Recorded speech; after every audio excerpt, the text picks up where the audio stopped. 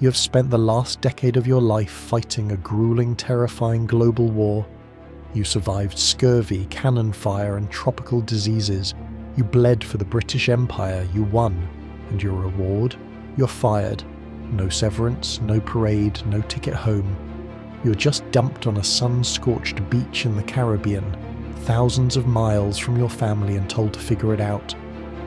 This was the brutal reality for thousands of British sailors at the dawn of the 1700s. For 12 long years, from 1701 to 1713, Europe tore itself apart in the War of the Spanish Succession. It was a massive, bloody brawl between Britain, France and Spain over global wealth and power. To win this war, the British Navy realised they didn't have enough ships to fight the enemy and protect their own cargo. So, they outsourced the violence. They handed out legal documents called letters of marque. If you had a ship and a crew, this piece of paper legally turned you into a privateer, essentially a sea mercenary. You had the king's permission to attack, rob, and sink French and Spanish ships, as long as you gave a cut of the profits to the crown. For over a decade, thousands of poor working-class men made a living doing exactly this. But in 1713, the politicians signed a peace treaty. The war was over. The British government immediately revoked all the letters of marque, turning thousands of legal privateers into unemployed sailors overnight. These men were furious. They were highly trained killers with heavily armed ships and absolutely nothing to lose. So, instead of quietly starving in the streets of Jamaica, they sailed to a forgotten, lawless, little island in the Bahamas called Nassau.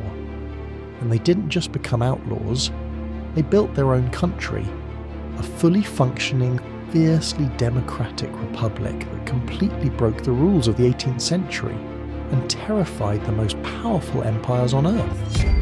You're watching Be Explained, and this is the Pirate Republic. To understand why these men chose to become enemies of the state, you have to look at the alternative. Life on a normal 18th century British Navy ship was an absolute nightmare. The captain was a floating dictator. He held the power of life and death. If you complained about the rotting, maggot-infested food, or simply looked at an officer the wrong way, the captain could legally have you tied to a mast and whipped until your back was shredded. The regular sailors were treated as completely expendable property, so when these exhausted, traumatized men took over Nassau, they made a radical decision. They were never going to let one man hold that much power over them ever again. They didn't just want gold, they wanted a fair shake. They wrote a constitution, a pirate code. In this new society, the captain was not a king. He was democratically elected. His absolute authority only existed during the chaos of combat. For everything else, the crew elected a quartermaster. The quartermaster was essentially a union representative, ensuring the captain didn't abuse his power. If the captain made a terrible call or treated the men poorly, the crew held a vote right there on the bloody deck, stripped him of his rank, and elected someone else. They also invented one of the first systems of workers' compensation. If you lost an arm or a leg in a fight, the pirate code guaranteed you a massive payout from the crew's collective savings so you wouldn't starve in the streets. They split every single piece of stolen treasure fairly. The captain only received about twice as much as the lowest cabin boy. This was a massive, insulting contrast to the British Navy, where admirals built immense fortunes while the men doing the bleeding starved. And shockingly, this republic was incredibly progressive. When these pirates captured European slave ships, they rarely kept the human cargo. They often freed the enslaved African men, handed them a musket, and made them equal, voting members of the crew.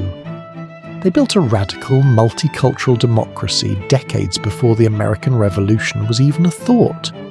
They chose Nassau as their capital for a very specific strategic reason: geography. The waters around the island of New Providence were incredibly shallow, completely surrounded by hidden reefs. Massive, heavy British warships couldn't sail into the harbour without tearing their hulls open on the sea floor. But the pirates used small, agile ships called sloops that glided right over the danger. Nassau was an impenetrable, natural fortress. By 1715, this renegade experiment hit the jackpot. A massive Spanish treasure fleet sank in a hurricane just off the coast of Florida.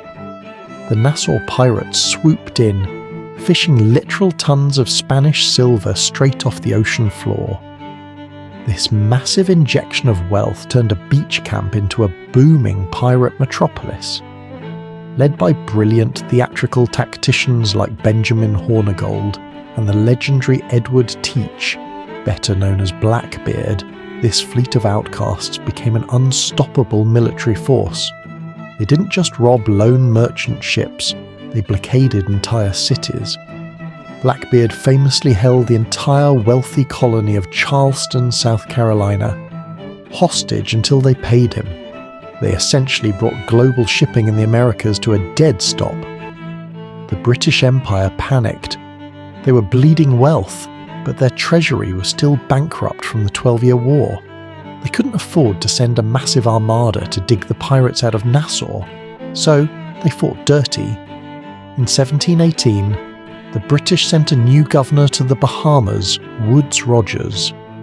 He didn't bring enough cannons to defeat the pirate republic. He brought a piece of paper, the King's Pardon.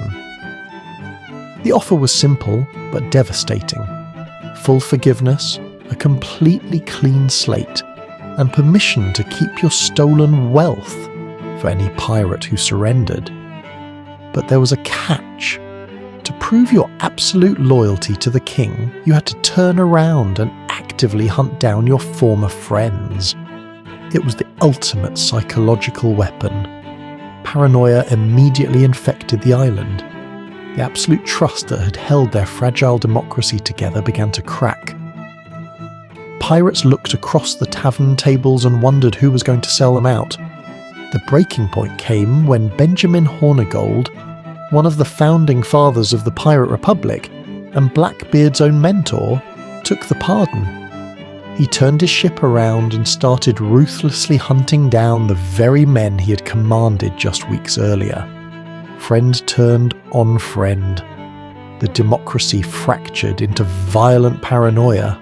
And just like that, without a single massive naval battle, the most incredible experiment in freedom the Caribbean had ever seen was violently destroyed from the inside out. In the end, the Pirate Republic wasn't destroyed by cannons, but by a single piece of paper. If you were standing on that beach, would you have taken the King's pardon to save yourself, or stayed loyal to the crew? Tell me what you would do in the comments. If you like this video, hit subscribe. I'll see you in the next one.